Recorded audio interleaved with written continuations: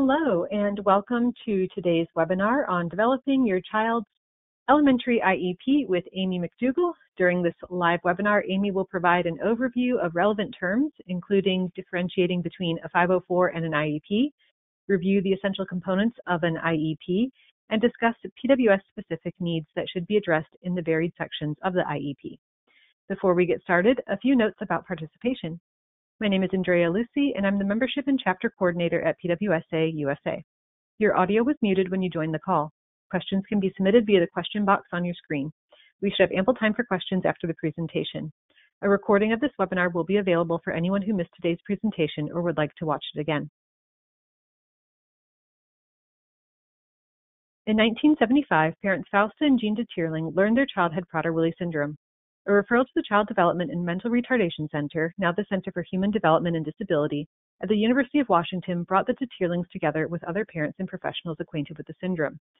Together, these committed individuals formed a group called Prader-Willi Syndrome Parents and Friends, now Prader-Willi Syndrome Association of the USA. 4 decades have passed since PWSA USA's founding, and we remain unique in the terms of the breadth and depth of all that we offer. For over 40 years, the commitment and support of our community has enabled us to fund life-changing research, deliver life-saving resources and support, and spread awareness and education to make the PWS community stronger than ever. PWSA continues to be a self-sustaining, internationally recognized leader, empowering those affected with Prader-Willi syndrome to enjoy a productive life in an informed and accepting community. PWSA USA is a collaboration of families, individuals, researchers, healthcare practitioners, and professionals working together to strengthen our efforts in the areas of awareness, family support, research, education, and advocacy. These 5 pillars serve as the foundation of who we are, what we do, and what we can yet accomplish as we work together to improve the lives of those affected by Prader-Willi syndrome. It is now my pleasure to introduce our presenter today, Amy. Amy has been a practicing school psychologist in New York for 18 years.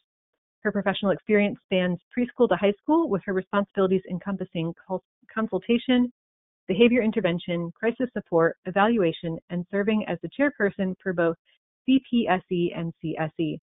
In her personal life, Amy is the immediate past president of the Prader-Willi Alliance of New York.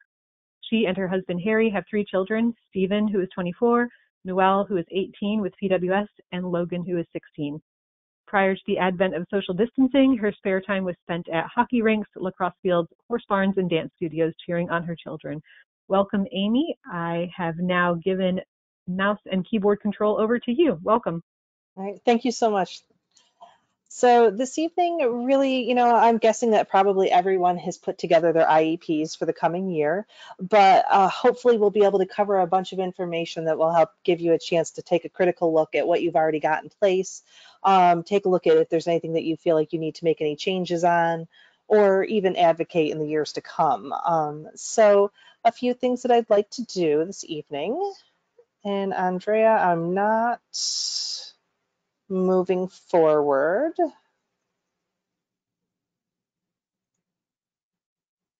Oh, there we go. So this evening I'd like to touch on real quickly just a couple of the relevant terms, because one of the things that happens so often when you're dealing with the schools is you find that you're hearing a lot of lingo. My husband likes to tease me about it quite a bit. He calls it my psychobabble. But just cover a couple of those things so you have a little bit of familiarity if you don't already. Talk a little bit about what the difference is between a 504 and an IEP, just because that often comes up as one of those questions, what should I pursue? Then talk about what are the essential components of an IEP, and then talk about PWS specifically. So what would you want to see in the different sections of the IEP?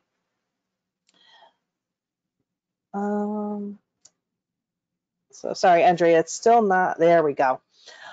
So in terms of some of the lingo, acronyms to know, one of the things that you may hear as you're entering the elementary world is they have something that's called either RTI or a multi-tier systems of support. Typically, a child with Prader-Willi is going to come into school with services already in place, but you may also find that if your child hadn't had a lot of delays coming in, you might find that they're going to want to go through a process of providing intervention through regular education first. I think it's important to understand that that's kind of the school district's perspective, rather than just saying, oh, there's a diagnosis and we need to do something about it, because they may really want to push for some interventions at first. So it's important to know that those terms are there. Obviously, CSE, the Committee on Special Education. LRE stands for least restrictive environment. So the goals based on the federal guidelines are that essentially any child with a disability should be in a classroom setting that's the most typical of their peers. Obviously, some kids aren't going to function as well there. They're going to need additional supports and services, but the goal is always to be in as typical a classroom setting as possible. You're going to hear me use the term present levels a lot during this presentation, because it's a huge component of the IEP. So if I slip and say PLEPS, what it stands for is present levels of educational performance, that we'll talk about quite a bit. FAPE is another one that you hear tossed around quite a bit. It stands for free and appropriate public education. And I think that one of the biggest words that you need to notice there, and it kind of is going to be something that defines a lot of our discussions, is the word appropriate. So often we get in the mindset of what does my child need, and what's the most appropriate, or not the most appropriate, but what's going to help them make the most gains. And a lot of times schools are going to kind of give you that, well, we're not looking for gold standard here, we're looking for appropriate.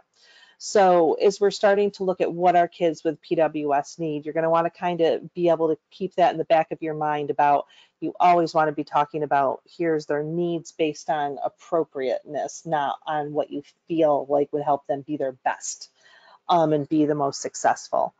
Prior written notice, or you'll hear the term PWN, a lot of times is just about the fact that you should never be asked to just sign anything, or just do anything, or just agree to anything.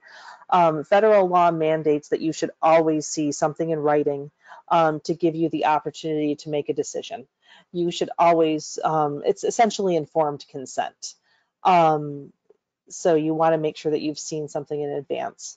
The last three terms here that may come up as part of our conversation all really have to do with if a student is having really significant behavioral needs that are interfering with their classroom success. We can talk about a functional behavioral assessment that really looks at why is a child behaving the way they are and what's kind of driving that. You can develop a behavior intervention plan to try and build those skills. And then a manifestation determination review looks at if there's a behavior of concern that results in a suspension, is that behavior connected to their area of disability? And I think that this is kind of a vital term to kind of hold on to in the back of our minds as well as we talk about Prader-Willi within the schools, because we really want to make sure that when we look at the educational impact of Prader-Willi, the reality is it's going to impact them as a whole. It's not going to just impact how they're doing as a student academically, it's going to impact their behavioral functioning. So in terms of what plan do you really want to make sure you have in place? I've kind of set up a 504 plan versus an IEP plan in this little graphic, so you can see what some of the differences are, because a lot of times people will be like, oh, a 504 plan will cover it. The reality is that a 504 plan is, while we're certainly providing them within schools, it's something that actually is driven by the Office of Civil Rights versus the U.S. Department of Education. So in terms of your ability to access, the state ed department, or asking for an impartial hearing, or really looking at a lot of those things, a lot of the protections that are afforded during or part of an IEP are not really there as strongly with a 504. A 504 is really targeting ensuring access and participation, because it's about that whole idea of, if I have a disability, can I still access my environment the same way that somebody without a disability can? Whereas an IEP really looks at that free and appropriate public education that's all about meeting unique needs, teaching skills, and preparing for adult life. So when you look at a 504, you have to have some area of disability or suspected disability that's going to impact a major life activity. Whereas when you look at an IEP, you're looking at something that's really specifically adversely affecting educational performance. So I think the primary thing to really bear in mind when you look at these two is that a 504 really isn't about providing specialized services, about special education. It's just about, how do we have to modify the classroom environment to meet a student's needs? And the vast majority of the time, this is not going to meet the needs of a student with Prader-Willi syndrome. And anytime that a school or somebody suggests to you that maybe both of them are appropriate, anything that might be covered in a 504 should absolutely be in an IEP. So a 504 is almost like a subset of what might go into an IEP. So I always say you're going to get more bang for your buck with an IEP. It's going to meet those educational needs. So I would absolutely always push for the IEP versus having a discussion about a 504. In terms of identification for having an IEP, it varies state to state because when you look at the federal guidelines will talk about a child with a disability, and that starts at age 3, but they will also talk about just plain old developmental delays that range from ages 3 through 9. So in some states, you can actually just have an identification as a student with a developmental delay, and that can last up to age 9, and you don't have to stress about any of the other identification areas. But in other states, they look more specifically at what might be the primary factor interfering with a child's ability to learn right out of the gate. And so there's different eligibility areas. So like here in New York, some of the things that our identifications are based completely on what the federal government outlines through IDEA. So they talk about things like speech and language impairments, visual impairments, emotional disturbances, autism, traumatic brain injuries, other health impairments, learning disabilities. They do mention multiple disabilities, and this is something that I'm going to toss out just kind of a point of reference, and if you really had a question about it, somebody could come back and ask me later. But the way a multiple disability is defined under federal law is that it's 2 or more concomitant diagnoses, and it typically goes along with having sorry, I'm looking for the exact wording. So it looks at intellectual disability and then like blindness or orthopedic impairment. Now, in the case of Prader-Willi, I could see where people would absolutely feel like, well, my student has, they have a speech and language delay, and they have an intellectual disability, and they have a learning disability, and but the reality is that when you start talking about multiple disabilities, you really start implying very, very significant delays that can only be addressed through a very specific educational program. So typically that if you're looking at having a student within an inclusion classroom, you don't typically find students with multiple disabilities in their room because they typically need more life skills. So what I usually suggest to families is that they look more at one of the other identification areas. We personally have used what's called another health impairment because obviously Prader-Willi would fall under that category, but certainly something you could talk about with the school psychologist in your building after an evaluation.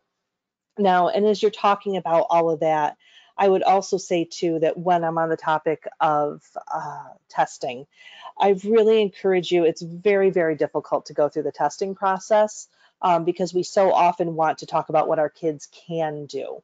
And we really want to look at successes.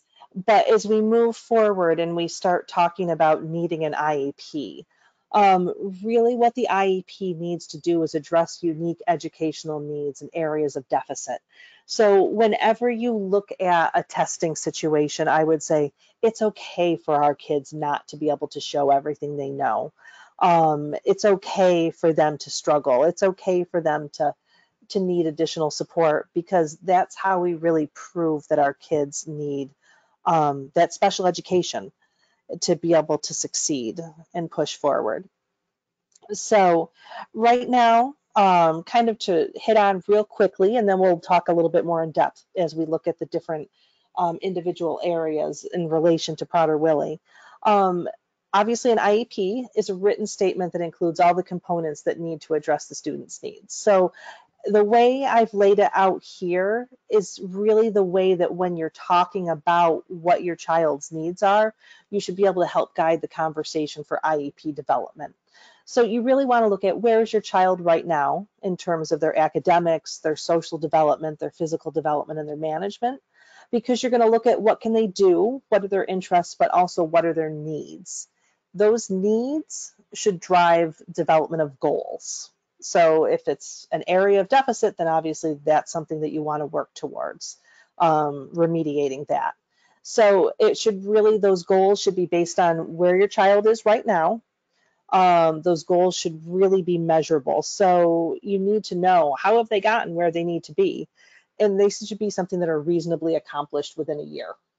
And sometimes you see IEPs that are written with goals that are talking about having them be on grade level. And that's not really an appropriate goal because number one, if your child could be on grade level at the end of the year, then they're just typical of their peers because that's what everybody's working towards. So probably your goals are going to be below grade level, but they're going to be reflective of what your child should be able to do by the end of that current IEP.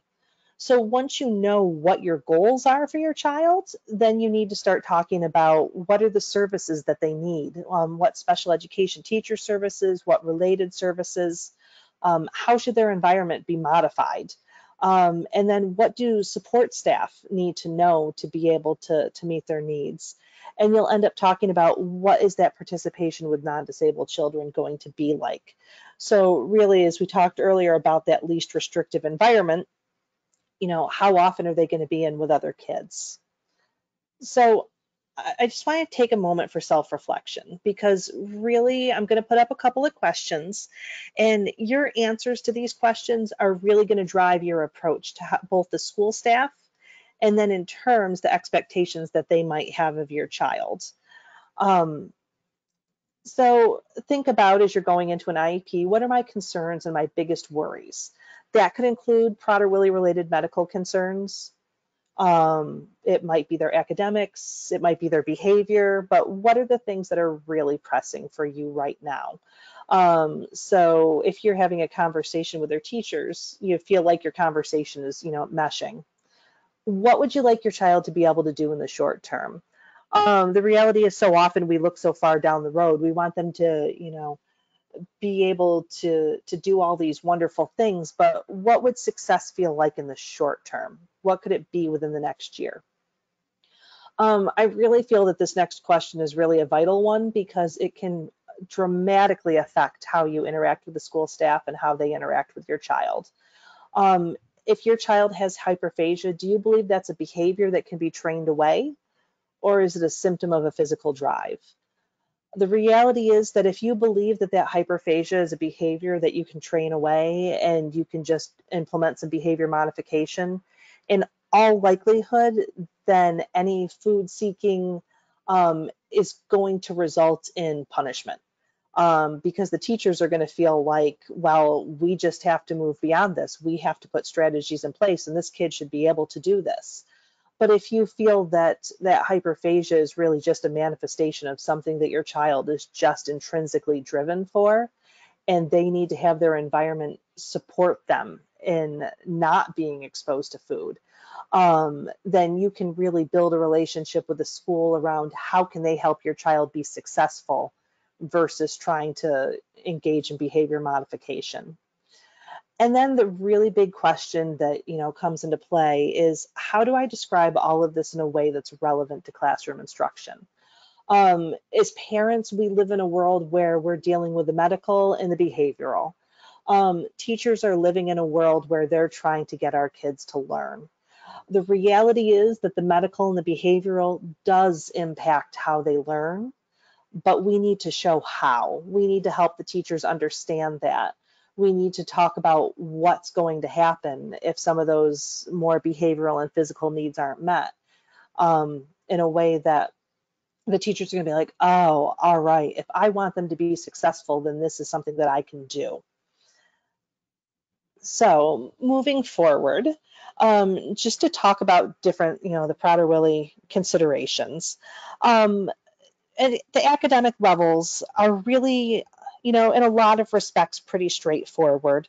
There's not necessarily a ton of Prader-Willi specific um, issues here. However, it really needs to look at more than just academics, especially for our younger kids, because when you think about their classroom functioning, you want to think about things like their speech and their language.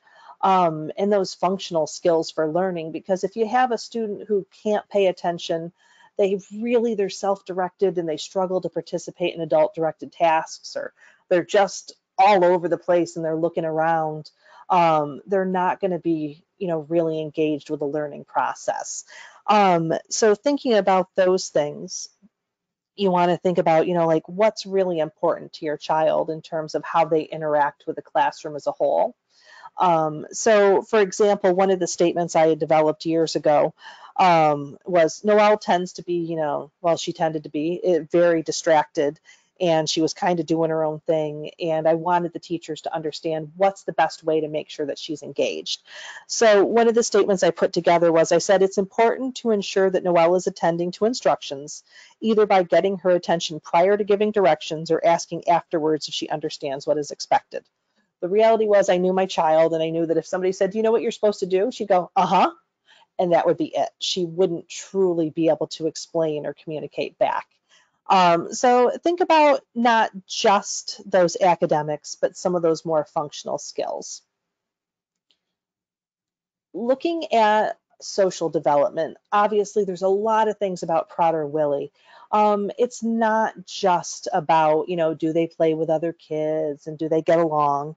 The reality is there's so many factors about Prader-Willi that can impact both their engagement with other people and with how they interact with the classroom. And I'm sure that probably if you look through that list, there's things that stand out to you in terms of your child. How do they cope with frustration? Do they stay pretty even keel, or do they get really ramped up? I call them the 0 to 60 kids who just flip out in a moment where you just think everything's fine and then it's all over and done with, and they're just so upset. Food anxiety, perseverative behavior. So are they, the kids who ask 5,000,001 questions and it's just the same one over and over and over? How do you deal with that? Rigidity. Do they need routine? Do they need to know what the schedule is? Do things need to be the same? Are they going to struggle greatly with a substitute teacher? And then how do they interact with their peers? So one of the things that I really talked a lot about in there and I've got a couple different statements to kind of reflect back on some of these.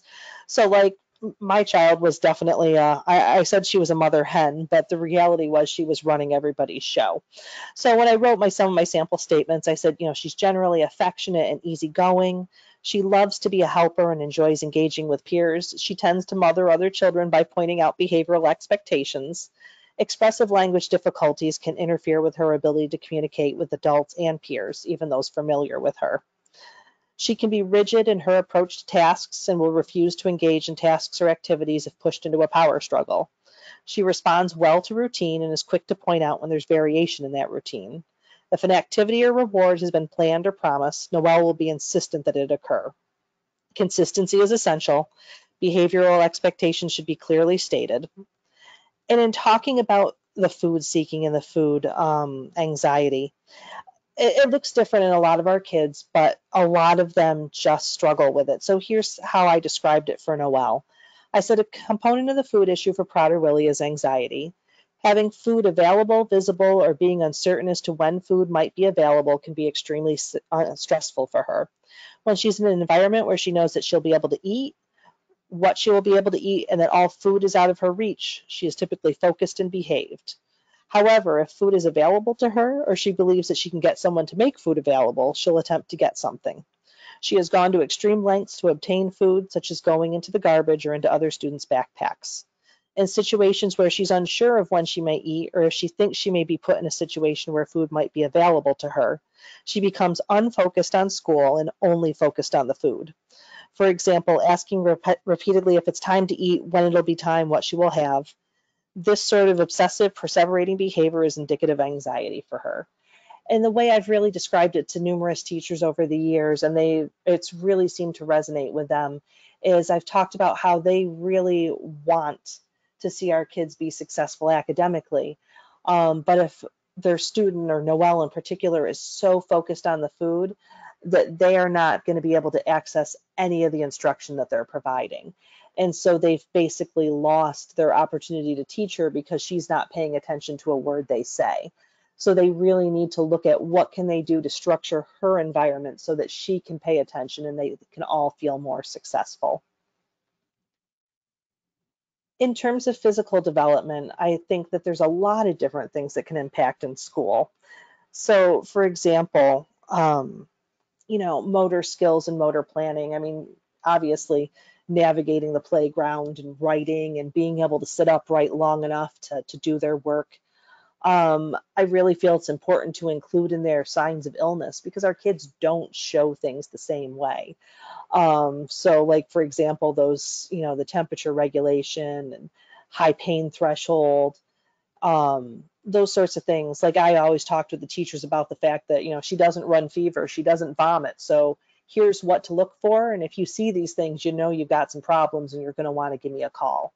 Daytime sleepiness, talk about dramatic impact on a classroom. If they're sleeping through things, they're going to miss out on a lot.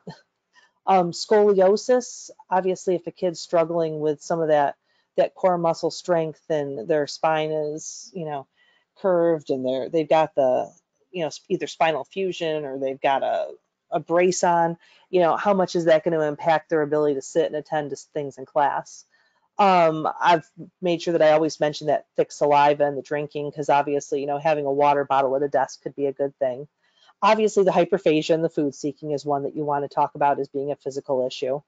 I usually include the reduced metabolism because that's something that I talk about. This is a medical reason why we're doing all these things, and she's going to struggle to keep up with everybody.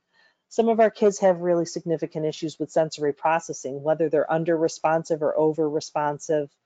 High pain threshold, obviously, you hear the stories about kids who do things in gym or getting off the bus and they're hurt and you don't even know about it. Gastrointestinal issues are something to mention. Temperature regulation could obviously impact how they're doing, either out on the playground or in a classroom. Skin picking's a biggie. I always make sure I mention it right out of the gate just because let's be realistic. The scarring that it leaves tends to look like cigarette burns. So I think that it's important, number one, to let people know that it's an issue that's going on at home. But number two, what can they do at school to try and help prevent it a little bit?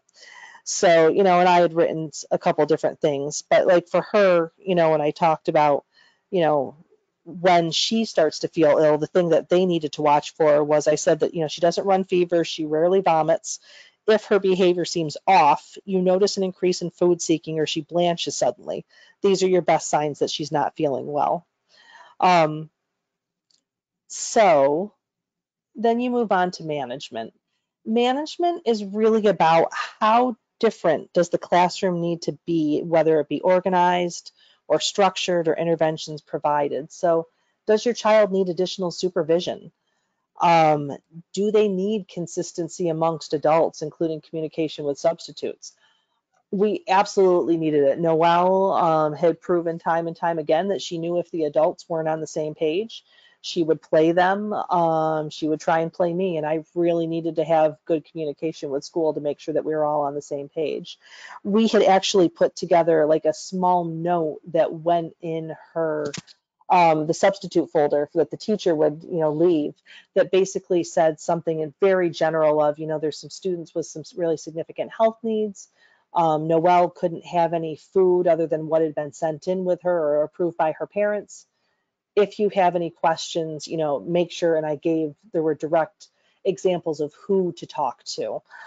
So a substitute knew where to go rather than winging it and trying to figure it out on their own.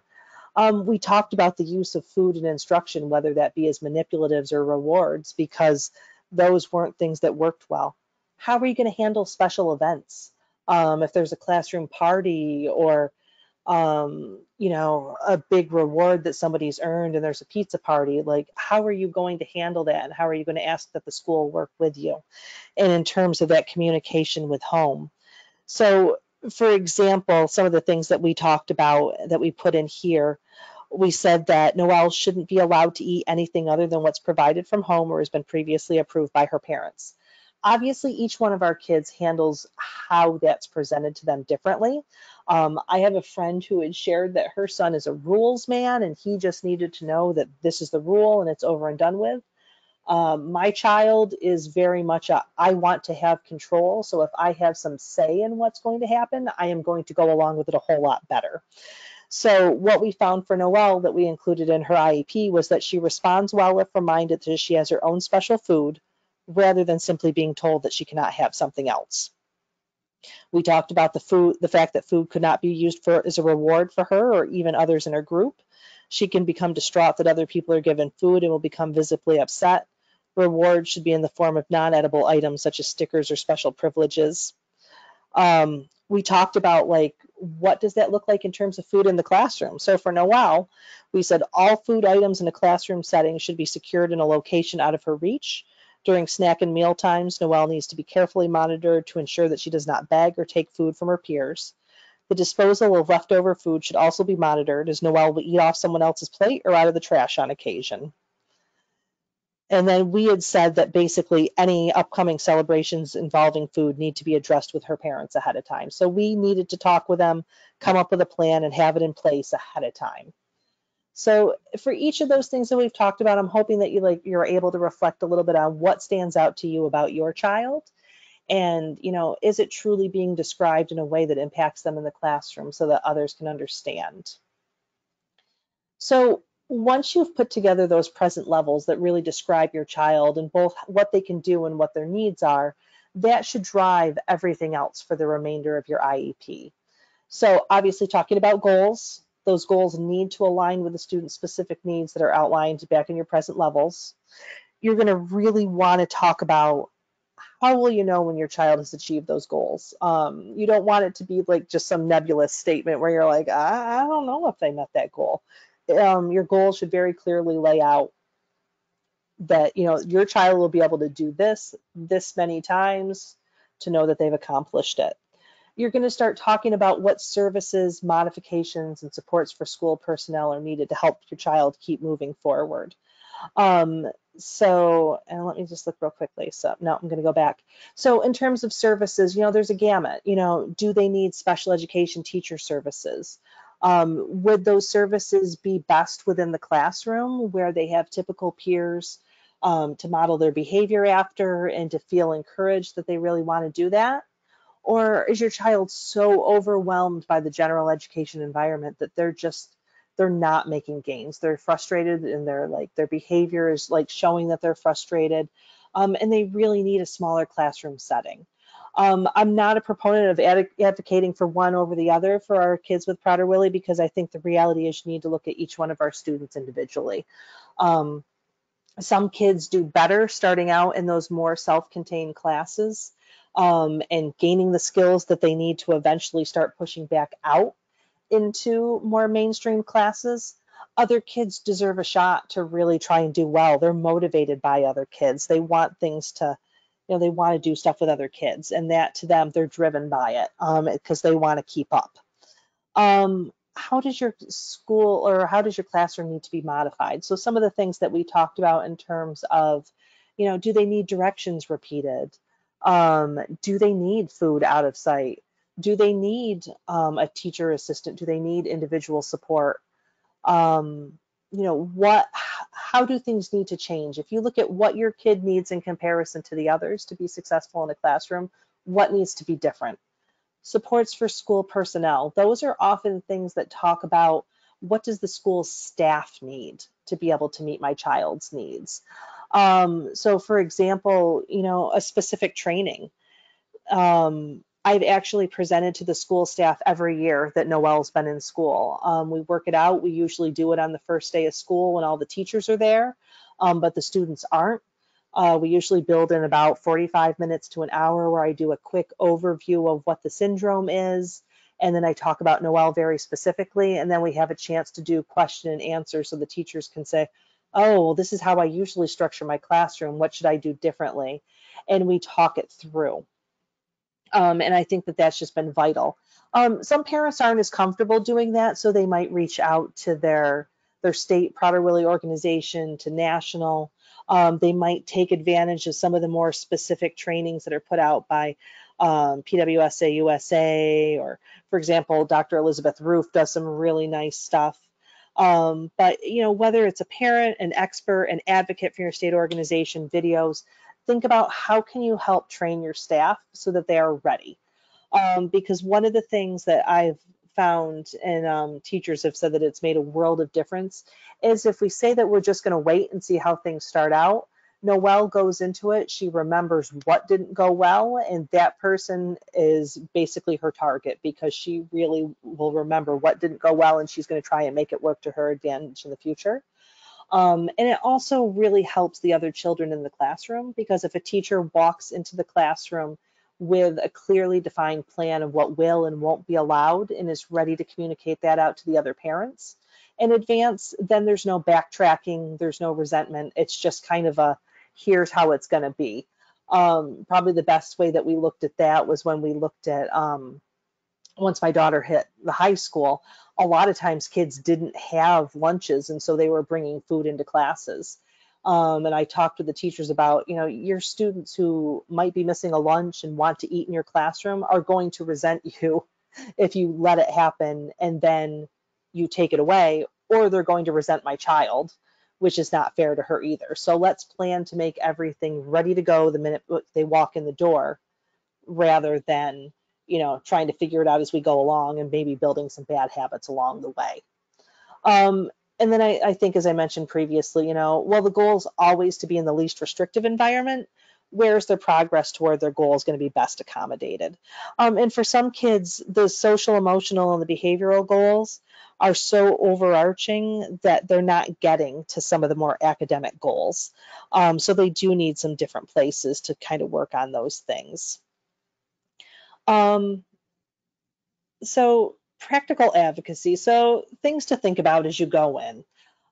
Because obviously Prader-Willi is not as well known. You know, you're trying to really advocate for some things that just seem unusual to people. Um, what I always say when I walk in, well, in my own head, and I encourage other parents to do, is I say, think about what is your gold standard and what's your, okay, I can live with this. So what's your fallback? And probably the best example I can think of for this is when my daughter was entering elementary. I really wanted her to have a one-to-one. But I knew in my head that, you know what, even if they don't give me this one-to-one, where does she need additional supervision? And I knew it was, you know, during transitions, in the lunchroom, places where she might be exposed to food. So when I went into the meeting, I obviously advocated for the one-to-one. But I had in the back of my mind, and it's kind of freeing to know, you know what, even if they don't give me what I'm asking for, here's what I can be okay with. Because if you have that fallback position, and you end up having to go with something that maybe you're not, you know, it's not what you really, really wanted, but it's something that you're like, okay, I can live with this. Then start thinking about, you know what, we're always going to be pushing towards that higher level of support that I want. So what do I need to do to prove that? So what are the things that could be, you know, data could be collected on? You set a timeline for when are we going to follow up? When are we going to come back? An example of this might be, there was a child in my state where he had some really significant daytime sleepiness. But they wanted to essentially write naps into his IEP, and the school was pretty resistant to that. But what we talked about was, I said, you know what? I said, you know, let's talk about, okay, he needs breaks. I said, but I also want you to collect data on how often is he falling asleep, when is it happening, and how long is it lasting for? And if you continually wake him up, I want you to time how much classroom instruction he's missing because of that. The reality was he was probably going to be missing more classroom instruction through trying to get him awake and more behaviors resulting from that than he would have if they had just scheduled in a 20-minute break that might be provided as a nap. So if you say, okay, you know what, we won't write in a nap, but I want all this information about how much it's impacting his classroom functioning, and then I want to come back in a month and talk about what we're going to do to address that if it continues to be a concern. And then I always tell people, document, document. The reality is any conversation you have, follow up in some way in writing. It doesn't have to be adversarial. It could be a quick email off to the person you talk to saying, hey, thank you so much for taking the time to talk with me today. I really appreciate that we're going to be, say, for example, you know, talking about the kid who wasn't going to get naps. I really appreciate the fact that you're planning on doing the data collection. I think it's going to be great that we're looking at this, that, and the other thing. I'm looking forward to meeting on such and such a date so that we can, you know, continue to discuss this. Then that way it takes away the whole, well, you said, or coming back, or people indicating that they never, you know, had heard that conversation.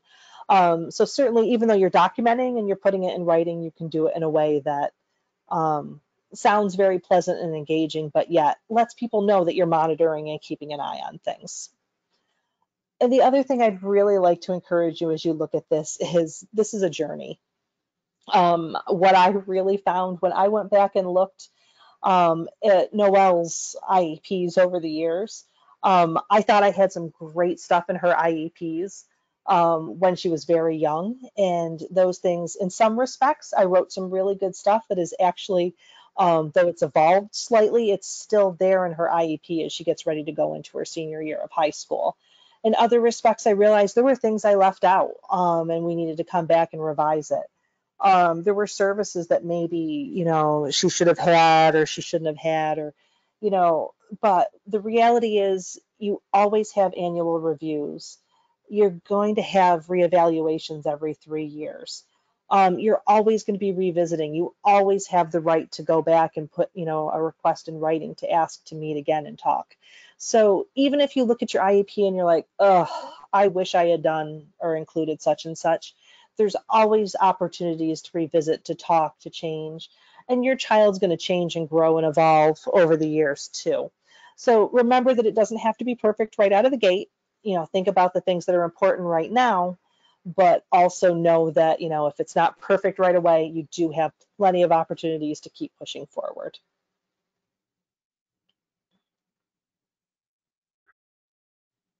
Thank you, Amy, for your presentation today. If you have any questions, please submit them via the question box on your screen. Amy, while we're waiting for people to start typing out some of those questions, will you be able to share copies of the statements that you've developed in the past? Absolutely. I'd be more than happy to share those out. Those are the sorts of things that it's so nice to have to look back and reflect on, you know, does your child align with, you know, somebody else's, or what's a little bit different? So I'd be more than happy to share out the different things I've developed over the years. We can get those out via email. Fantastic, thank you. And we have a first question in from Christine. Do you think if you're requesting a one-on-one, then you should just put in special ed class? So no, I think that if you're requesting a one-on-one, that's a modification outside of, and maybe I'm misunderstanding the question, so you can go ahead and add some additional notes if I'm not entirely addressing your question. But I don't know that you necessarily need to have a special education class if you have a one-to-one. Because the reality is one-to-ones, depending on their level of training, some are just paraprofessionals where they're really there to kind of help, you know, supervise, redirect, and help them attend, whereas others are trained teaching assistants where they can actually help to provide some instruction. So if you have a child that might need some additional reteaching or might need some chances just to go back over the material, but overall is going to be successful, you know, perhaps they're in an inclusion class, perhaps they're in a resource class outside of their regular class, but I don't know that you need to specifically be talking about a special class where it's just students with disabilities if you're looking at a one-to-one. In fact, to be honest, a lot of times what ends up happening is if you end up looking at a special class, the ratios are higher, so you have more adults to the number of kids. So you might have one teacher with 2 teaching aides with 12 kids. So your child might not actually need a one-to-one in that setting. Whereas if they're out in a typical classroom where there's one teacher and then a special education teacher only pushes in for a portion of the day, they're probably going to need higher levels of adult support to monitor and support them in that setting. I hope that makes sense and it addresses the question. I think it did. We have another question in from Ruth. If your child is in a special ed class already in pre-K and not having a one-to-one, but the classroom aides during this COVID time, would you advise any specific things to be added as a precaution in their IEP? Well, and if they're in a preschool classroom, there again, a lot of times, and depending on your state, there's less kids in that preschool classroom. So there tends to be that higher level of adult support. So my question as you come into the elementary is, what's going to be different about the classroom structure? How are they going to meet those needs for supervision and engagement that were probably being met through the higher levels of adult support within a preschool special classroom?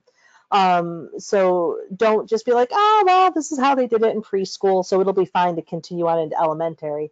Ask the questions about how the classroom is differently structured and what they're going to do to meet those needs. Because the reality is you typically go into a classroom with more kids and less adults. So you might need additional adult support for that classroom.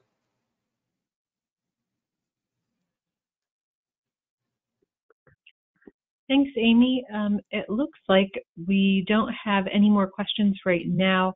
I'm going to hold off for just a few more minutes to see if anybody else has a question or two. But while we're waiting, I know some people are probably interested to know if you would be doing another webinar for the next age group up. So you've done one for us on preschool and now elementary.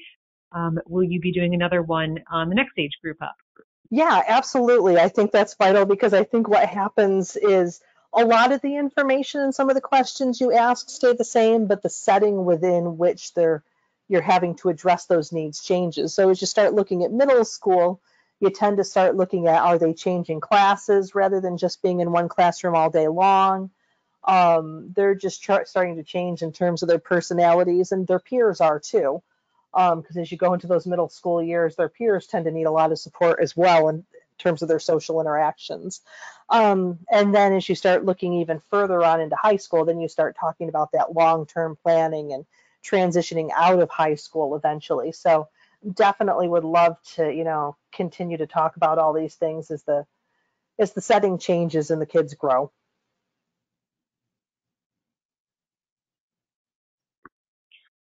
Great. Thanks, Amy. And it looks like we officially don't have any more questions from our attendees today. So thank you once again for a very informative presentation.